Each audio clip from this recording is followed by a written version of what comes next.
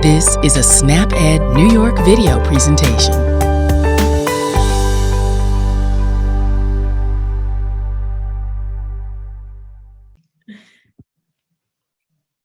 All right, we'll go ahead and get started.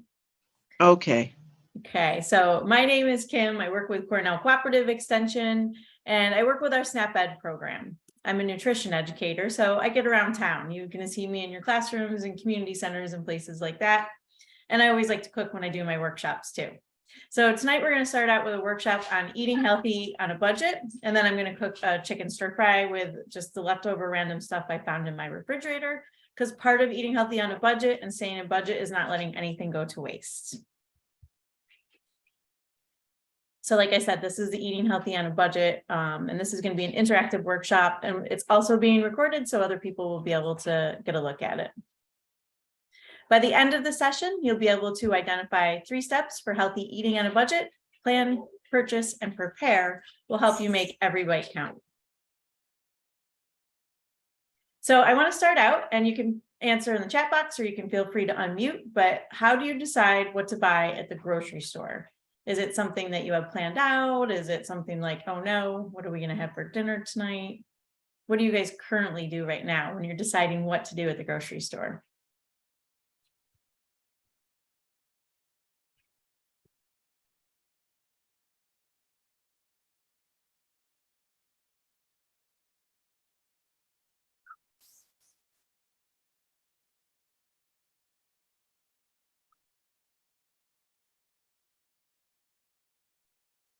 I know for me, it's kind of a mix. I'm thinking about cost, I'm thinking about taste, but I also like to think about nutrition too, because that's my job.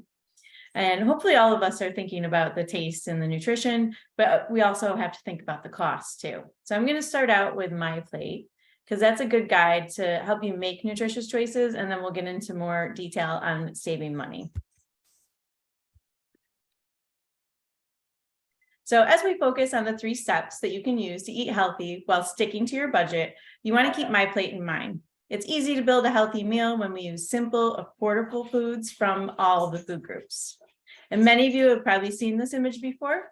My Plate illustrates the 5 food groups that are the building blocks of a healthy diet. Before you eat, think about what goes on your plate, in your cup, or in your bowl. It's a simple visual reminder to help us eat healthier. And when we look at this picture, we're reminded that we want to focus on whole fruits and vary your veggies. You can save money by buying fresh produce in season.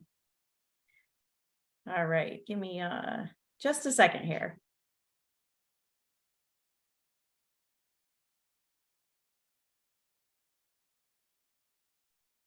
Okay, recruiting some help from the kids for the dogs. Sorry about that. Okay. And if you include dairy in your diet, you want to keep in mind that fat-free and low-fat options have the same amount of calcium without all of the fat. So if you're having yogurt or cheese or milk or anything like that, just keep in mind that you're going to get the same amount of good nutrients without all the saturated fat if you're looking for the lower fat options. You want to make at least half of your grains whole grains. So make a small change by switching from refined grains to whole grains like brown rice, oatmeal, whole wheat pasta. You're going to get extra fiber and nutrients by doing that. And whole grains don't have to cost more. A lot of times there's fancy packaging on something that's whole grains and they'll cost more. But if you look at the store brands of a brown rice and white rice, it's going to be the same price. So you just have to look at the prices just in comparison. You want to vary your protein routine by choosing between animal and plant sources. Choosing lean cuts of meat when they're on sale can help you save money. Substituting beans for ground meat can help reduce fat and cost. And you want to limit the extras like sodium, sugar, and saturated fat. These foods add a lot to your grocery bill, but often don't have a lot of healthy nutrients. On the district website where you go back, you can see where you got the Zoom call. I also put in a video on how to read nutrition facts labels. And that's a great way to be able to reduce the saturated fat, sodium, and sugar, but also maximize the nutrients, the good nutrients that you want. So if you watch that video, I think it's like 8 minutes long. It walks you through all the details on how to read the food labels, which can be a big help. And you want to remember, everything we eat and drink over time matters. So eating a balanced diet that focuses on nutrient-dense foods like whole fruits, a variety of vegetables, whole grains, low-fat dairy, and low-fat protein will help ensure every bite counts, which helps your body stay healthy. So now let's look at the 3 stages of eating healthy on a budget. The first one is planning. And we'll talk about how you can plan your shopping to include low-cost, healthy foods in your meals. Let's consider Rodney's story. Rodney says, I plan what I'm going to make for dinner for the whole week. And then I make out my grocery list and never shop hungry. This way I stick to my list and don't buy pricey items on a whim. Since I have all the ingredients for my meals, I'm not tempted to order pizza or run out for fast food. Eating at home keeps me on budget, and I'm eating better too. So what kind of things in that stand out to you guys that could help you or help Rodney stay on budget and still be able to eat healthy?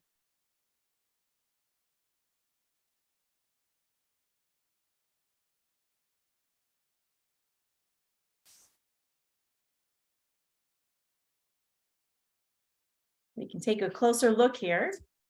You see, he planned his week, he used a grocery list, and he made sure not to shop while he's hungry. We'll talk a little bit more about that too. He also eats at home, which keeps him on budget and healthy. Those are all great ideas to be able to stay on budget and still be able to eat healthy. When you begin your planning for the week, you want to look at coupons to help you decide on low-cost meals. You can use digital coupons through apps or store sites, or you can clip the paper coupons the old-fashioned way. And I get a lot of good ideas when I open this up. I've heard things like Ibotta, Saving Star, Lozo. There's all different kinds of apps. If you just do a Google search, you can see which ones, how they function and which ones might work best for you, depending on how often you shop and where you shop. Coupons are great, but you have to keep a couple of things in mind. Make sure you're buying items you need and not just because it's a good deal. You want to compare the prices. So sometimes a sale is not going to be as good as like the brand name or the store brand name. So you just want to make sure you're comparing prices. And make sure you know the rules of the coupon. So for example, the one that you see right here, you have to buy 2 dressings to get that $1 off. So if you get up to the register and you think you're going to have $1 off and you only have 1, then that's not going to work. So you have to make sure you read that fine print too. And when planning your meals, you can save money by planning around what's on sale. Look for the sales in print ads or store websites. They're going to show the sales for the week, but just make sure not to get into the flashy sales. So if the prices are already really high and something goes on sale, you still might be able to find it cheaper somewhere else. So it's good to look through all of the flyers and kind of get an idea of what prices are wherever you're going to shop. And shop around for costly items. You can compare prices at different stores before you go shop so you know what you want to get. Oftentimes, meat is going to be the most expensive item. So finding a great sale might be worth an added cost of traveling to a different store and then buying in bulk and then bringing it home and just packaging up in single packages, depending on how much you're going to use. And once you know what's on sale and what coupons you have, you can make frugal decisions on planning your meals. And use a weekly meal plan. Some people go shopping once every few days, so just planning out 3 days might be helpful. Some people like to go shopping for the whole week. If you have a traditional job where you work Monday through Friday, taking some time on Sunday might be the way to go for you, to go and make sure you have all your food ready for the week.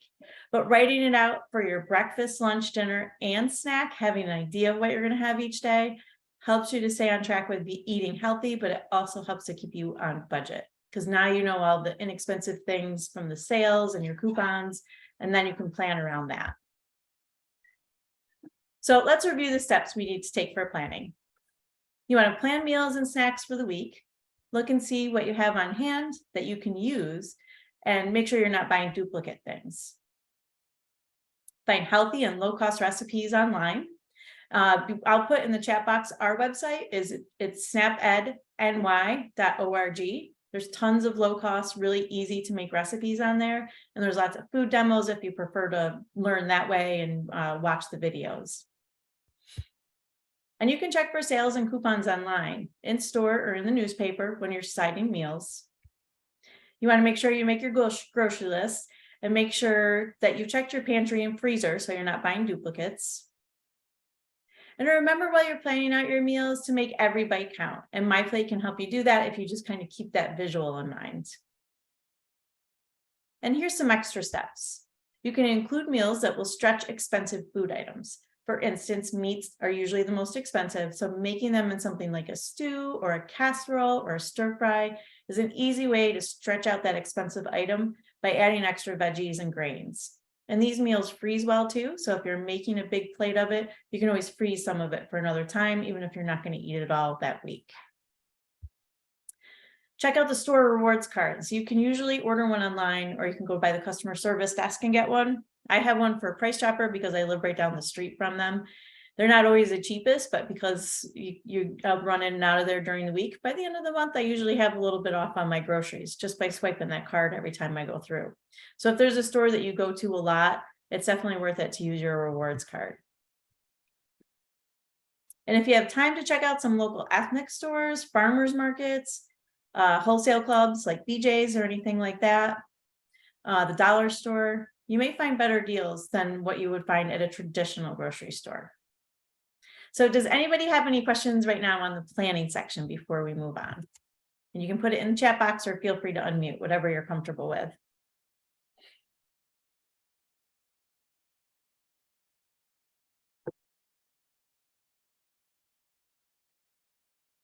All right then. Step 2 is purchase. So let's look at how to shop to get the most value for your money. Let's see what Carla says. I buy fresh fruits and vegetables in season to save money.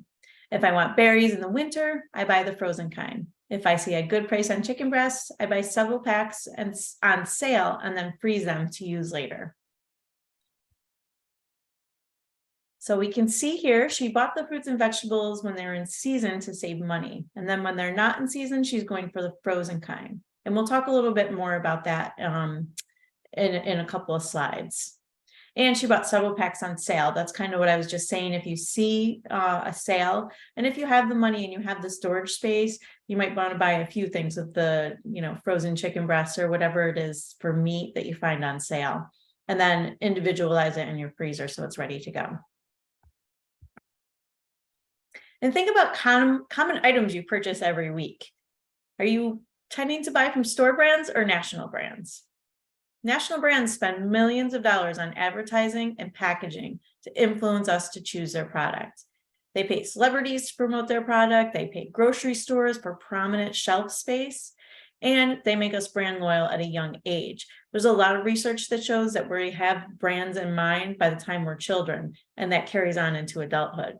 And that may be because it's what your parents bought, and maybe because of the advertising that you saw when you were younger. But try to think about checking out some of the store brands next time that you go. Buying store brands can save you money without sacrificing taste. So next time you shop, think about why you're choosing that national brand and consider trying a store brand the next time. If you bring it home and you don't like it, then you know to go back to your other brands. But if you start checking out some of those store brands, you're going to find that some things taste exactly the same and they save you money. Can I ask a question? Of course. So is it true that when you see, let's say, for instance, cake mix, and it says try the leading brand Betty Crocker, does that mean that Betty Crocker gave that store packages for them to pack in their store brand? It could be, yeah. I mean, brands do pay the grocery stores to put, there's prominent space. We'll talk about it in just a minute, but most people buy with what's eye level. So they might pay to have a sign like that put up, and then they make sure that their boxes are at eye level, and then other ones are maybe a little bit higher or a little bit lower. So did you understand what I meant? Like, say Betty Crocker had their boxes of stuff. And then Betty Crocker sends them in cases of the cake mix, but it's just in the plastic bagging. And then like Price Chopper puts it in their label. Oh, I'm not sure about that. I know, like, if you're talking about vegetables, they generally Like, all come from the same farm and then they're just packaged differently. So, so for instance, I'll tell you who, so Price Chopper's bread actually comes from Bimbo's Bakery, Freihofer's. People don't know that. okay, And the reason I know that is because they provide donations to us. And when we go up there, Wonder Bread is up there, Price Chopper is up there, Hannaford is up there, Dollar General's bread is up there, Clover City. So that's why I said that. that's interesting because to your point, what they'll do is it'll be the same food, it's just packaged differently. So maybe Yep. if you go for the Freihofer, it's more Yep. expensive than the Price Chopper, but it's the same. Right. Yes. All out of the same bakery. Yep. Yeah, that Okay. happens with a lot of products, for sure. Thank you. You're welcome. And that's the same thing with, like, if you think of canned or frozen fruits and vegetables, a lot of times it's all coming from the same place and it's just packaged differently. So I want to walk through unit pricing because not a lot of people look at unit pricing. So we're going to do kind of an exercise for the unit pricing. Unit pricing is the cost per unit, and the unit pricing is often listed on the shelf below the item. So it's usually right next to where the price of the item is. You can see on here, it's like that little pink square is the unit pricing. And the unit price only compares price, not quality. So if two products are otherwise the same, the unit price is going to tell you which one is cheaper. You said, did I? No, you want me to? Okay. Okay. So at first glance, the top yogurt may look pricey based on the retail price, right? It looks like it's $1.62 and the bottom one is 72 cents. But let's look at the breakdown. The top unit price label shows us that it's 32-ounce container. The retail price you pay is $1.62. To get to that unit price, they took $1.62 and divided by 32. And the unit price listed is 5 cents an ounce. Okay, so the bottom yogurt is a 6-ounce container and you pay 72 cents, but the unit price is 12 cents per ounce. The unit price can help you compare prices on different size packages like these yogurts. If we look at the unit price for each item, you can see it's cheaper per ounce for the 32-ounce one. Using the unit price is a great way for a quick comparison. This is also a great example of how buying in bulk can help you save. You would need to buy 5 1/3 small containers to get the same amount of yogurt in that large container. And if we do the math, the small container would cost $3.84. And if you eat yogurt every day, it saves you $2.22 to just buy that larger container. Now, if you don't eat yogurt every day, it might not be worth it to buy the larger container because you're going to pay the $1.62 and then maybe the rest of it's going to go to waste. But if it's something that you eat every day, or if it's shelf stable or frozen foods that are going to stay fresh longer, then check out the unit pricing and you're going to find that you'll be able to save money that way.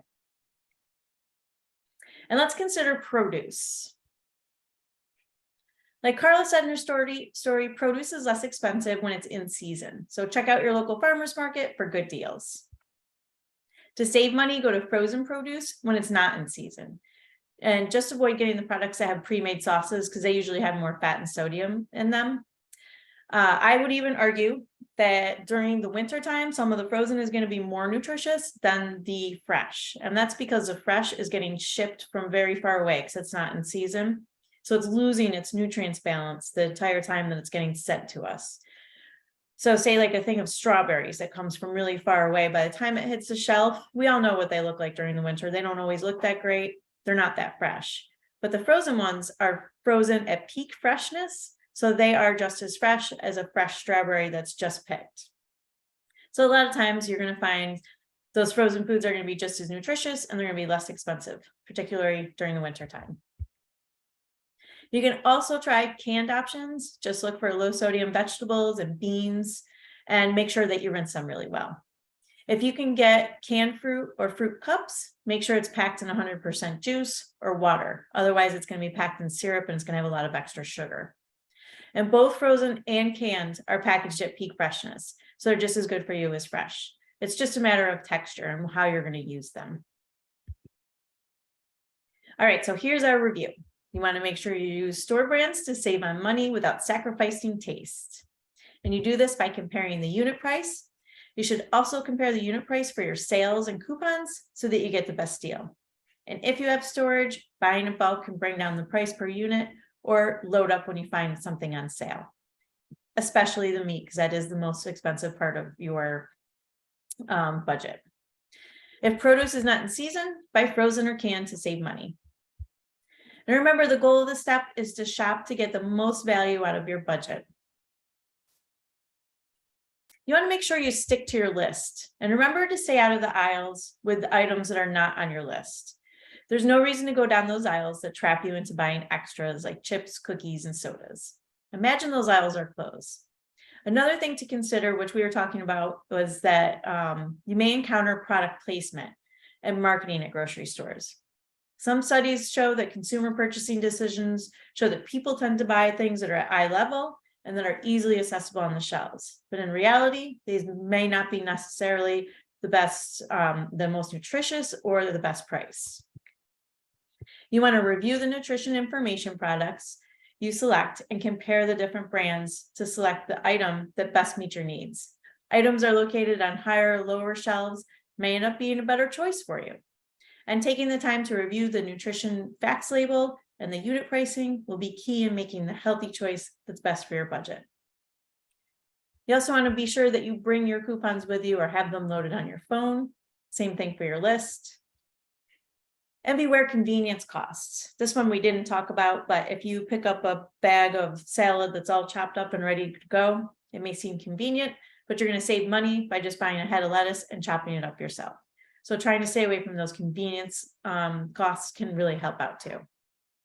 And don't go to the store hungry. You may go over budget and buy less healthy items. Be aware when you're walking in and out of the store, many stores may also highlight particular products at a point of display area in order to encourage you to buy those items.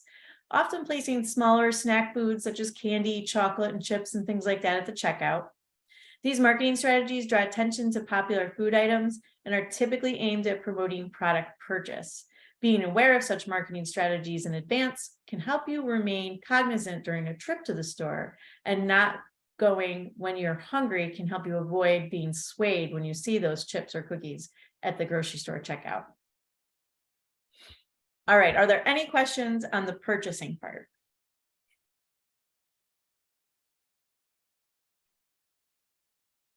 Okay. We're going to move on to our last step, and that is preparing low-cost meals. Let's consider Padma's story. She's sick of the same old thing and wasting leftovers. So let's see what she did. You want to stretch your food dollars by making a second meal from leftovers. Just add items you already have in your pantry. I took out last night's leftover baked chicken, cut it into small pieces, added canned black beans, chopped onion, 2 cloves of garlic, some spices, and chopped some tomatoes. I made a low-cost, tasty meal in 15 minutes, and my family got a healthy dinner. All right, so remember, if you want to cook when you have time, cook large portions ahead of time. So on a busy night, you can try making a quick second meal with a side dish, which is what I'm going to make tonight with a stir fry. And you can use leftover chicken or turkey to make soups, stews, or casseroles, leftover brown rice in a stir fry, leftover fruit and oatmeal mixed into plain yogurt or into pancakes, waffles, things like that. Those are all great ways to make sure you're stretching your food dollars and not letting anything go to waste. Another low-cost quick meal is to use leftover cooked or raw veggies in an omelet with some low-fat cheese. Or try no-cook meals like a sandwich or a wrap that is loaded up with veggies, or a simple salad with leftover chicken. And then I want to talk about beans, peas, and lentils. You can use beans, peas, and lentils instead of cooking with meat for a less costly, a less costly meal. And they're my personal favorite way to stretch your food dollar. They're an excellent source of plant protein and also provide all the nutrients such as iron and zinc. So they have similar profile as fruits and vegetables, and that they have a lot of vitamins and minerals in them. They're a really good source of protein. They're also high in fiber, and they're low cost. So consider trying to find some recipes where you're just using beans as your protein source and not any meat, and you're gonna be able to save money and maximize your nutrients that way. And they're also an excellent source of dietary fiber and nutrients such as folate and potassium, which make them a part of the vegetable group as well as a protein group. So they check off a lot of boxes. All right, so let's review step 3. Double and triple recipes and then freeze them. Create meals out of leftovers. Try quick and easy meals for breakfast or breakfast for dinner or no-cook meals like sandwiches, wraps, and salads. Try meals with beans, peas, and lentils. And remember to cook while you have time. So when your schedule does get busy, you're prepared with something healthy that's in your freezer, or you're preparing leftovers from what you have.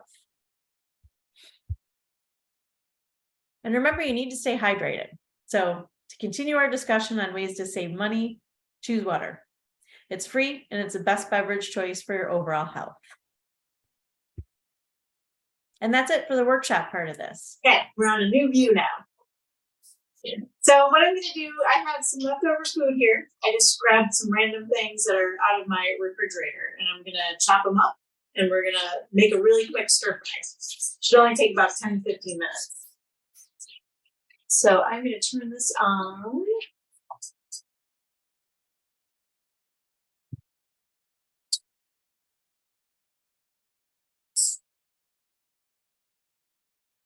There we go. Okay, so it's on like a medium setting. I'm going to start with my carrot here. I have all my fun little tools right next to me. So you want to make sure, like I said, that you bury your veggies. So you're going to notice that there are a lot of different colors in the stir fry that I'm making. And just so you guys know, I am not going to be able to see the chat box. So if there is any questions, Kathy, if you could just let me know if anyone has questions along the way, that would be great. Okay. I like to shred my carrots, so I just use my cheese grater. You might have a mandolin or something like that. But especially when I'm trying to do a quick one, I don't want to have big hunks of carrot because it cooks longer. It takes longer to cook. This time I'm just going to make a stir fry for one. For right now, if I had my whole family eating, I would make a bigger stir fry. But you guys are going to see what I'm going to do. The recipe that I'm going to have online is a step-by-step stir fry. So it has different ideas for sauces. It has different ideas for protein sources. I have some leftover chicken that I'm going to be using. But you could definitely make this vegetarian too. And like I said, those beans, peas, and lentils are a great way to go. Okay, so we've got a little bit of carrot.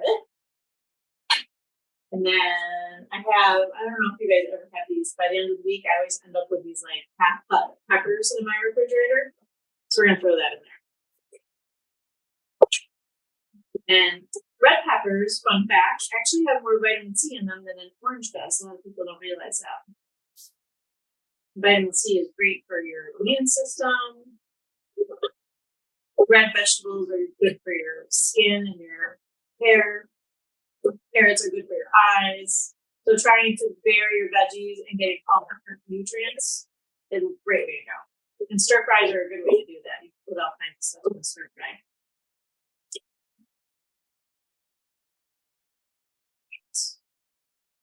So that's my red pepper. And I got a shallot here. Shallots are just little onions. I put onion and garlic in just about everything.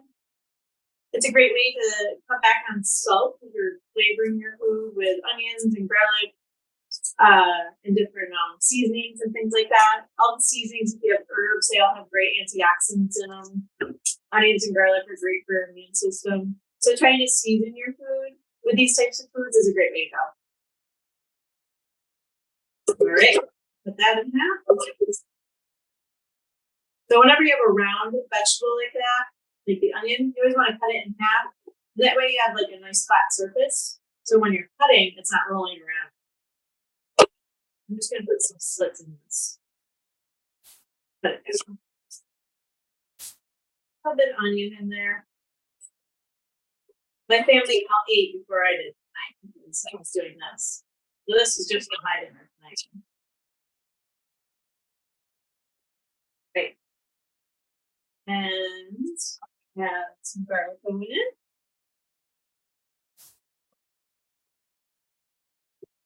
You just want to smash the garlic, and then the peel comes right off. And it's easy to chop too. Take that end off. Just gonna give it a rough chop. Not that it has to look pretty and stir fry either. That's a great thing.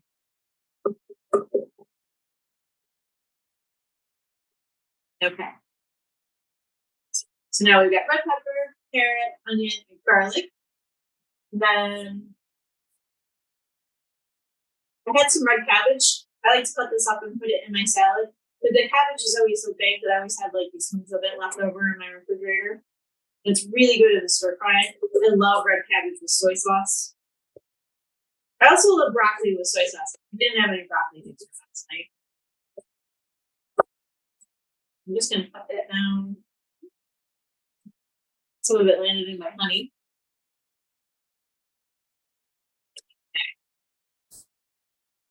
And again, just giving it a rough chop. Gives us another color in there too, right? So now we've got the purple cabbage in there. And all those different colors mean different nutrients. And then I want to add a little bit of ginger too. So I think it gives a nice flavor to the vegetables. And I learned a long time ago, I tried this on a cooking show, that using like a teaspoon is the easiest way to peel ginger, and I tried it out, and it was absolutely true.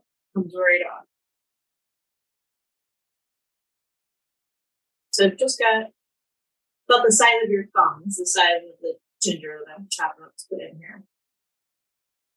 If you don't have fresh ginger, you can always use powdered ginger too. Same thing with the garlic and onions, you can use garlic powder and onion powder. Great. Add a little chop. Similar to the garlic, we're just going to give it a little chop up. You don't want to bite into a big huge chunk of ginger, probably. I wouldn't in this case. So we're going to give it a nice rough chop. Okay, that should be good.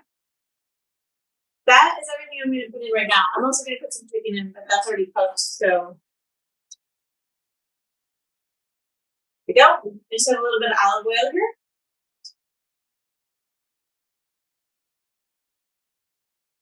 Put a tablespoon of that in there. And then I'm going to put all of my fresh veggies in. Got a little flair there.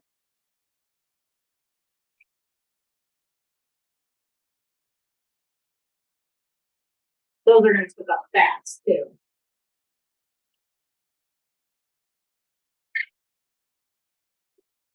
There we go. Now, I normally would put like some salt on the veggies when they're cooking, but I'm going to make a sauce right now with soy sauce. And soy sauce has already got a lot of salt in it, so we don't need to add anything. Okay. So for mine, because I'm only doing a single one, I'm only going to put about a quarter cup of this in.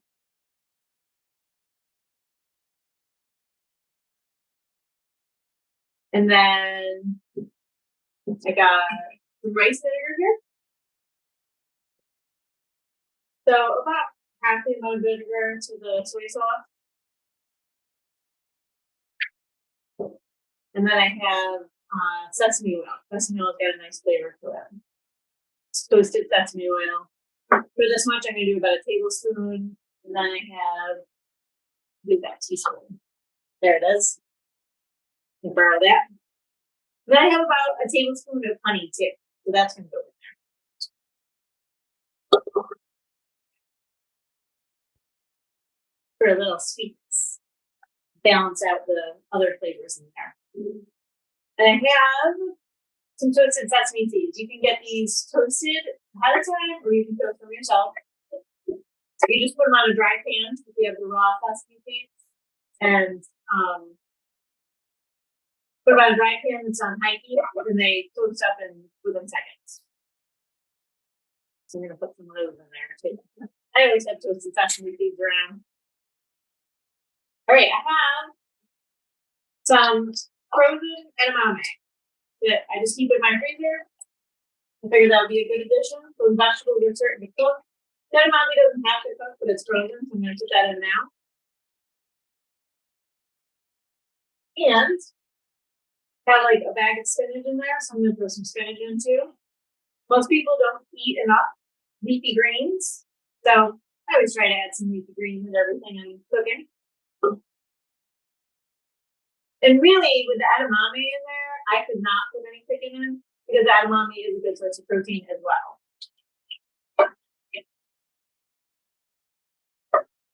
All right, now I'm gonna stir this up. I'm gonna add a little bit of salt to the vegetables to flavor those vegetables up, and then I'm gonna cut the chicken.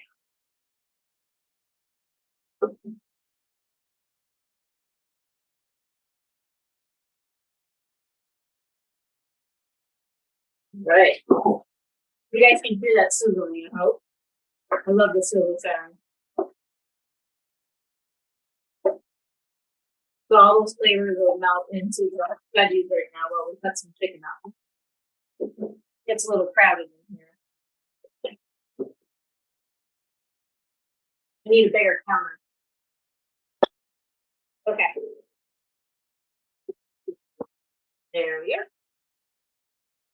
I'm just gonna take a little bit of the chicken that's left over. I made a bunch of chicken salads for dinner the other night, and so this is just a chicken breast that was left sitting around in my refrigerator. And since it already has the edamame in it, which is a good source of protein, just a little bit of chicken is all I need.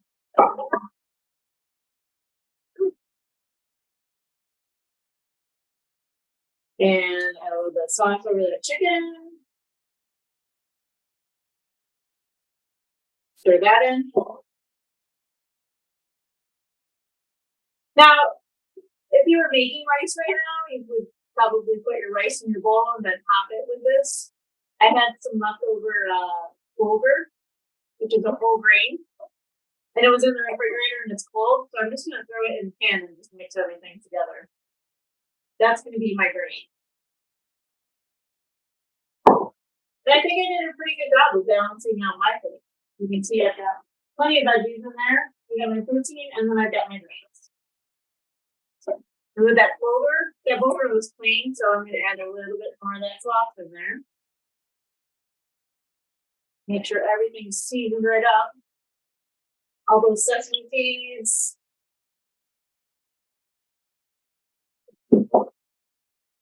The sweet seeds are good on everything. I put them in my salads. I put them in my eggs. They add a little bit of extra protein, a little healthy fat. So really what I'm doing is just warming up the chicken and the bulgur right now. The veggies are done. The edamame should be thawed out by now. Just being in the hot pan. And that's it. It's all done. Got some cilantro here.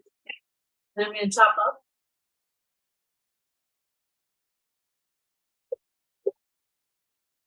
And top my dish off with it. And I normally would like to put a little squeeze of lime, but I don't have any limes. And since we're using our leftovers with what we have, we're making do with what we've got around, I'm going to use a lemon. Okay, let's get this out of there.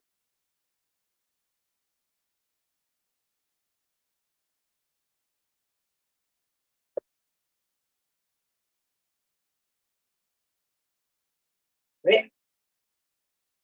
That's my stir fry. I'm going to top it off with a little bit of cilantro. I'm going to turn this off. It's not keeping at me anymore. And then here's my lemon. I'll squeeze a lemon.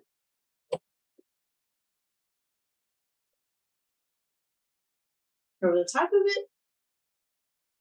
And it is perfect. Let's get this out of here.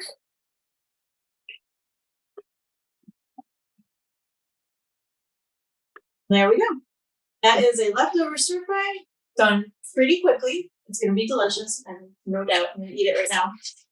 This is the part that we were talking about earlier, that when we get back in person, we're able to do these in person. It's much more fun. And if you don't have, like I said, I put bulgur in here for my grain, but you could use any kind of rice. You could use any kind of pasta.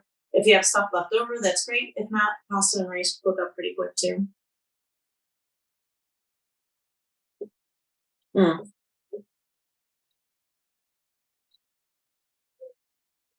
Absolutely delicious.